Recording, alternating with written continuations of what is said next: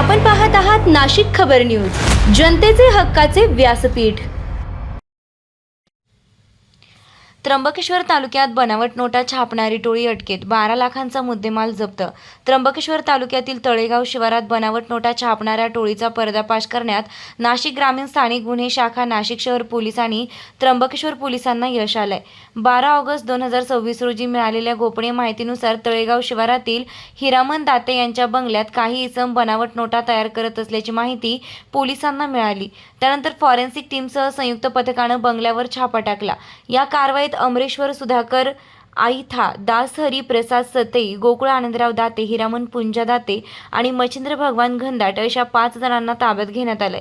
पोलिसांनी आरोपींकडून 9,75,000 रुपये रोख, 500 रुपयांच्या 1,950 भारतीय चलनी नोटा, नोटांच्या आकाराचे कोऱ्या कागदांचे बंडल, बनावट नोटा तयार करण्यासाठी वापरण्यात येणारे केमिकल आणि साहित्य, मोबाईल फोन तसेच 4 चाकी वाहन असा एकूण 12,19,580 रुपयांचा मुद्देमाल जप्त केलाय।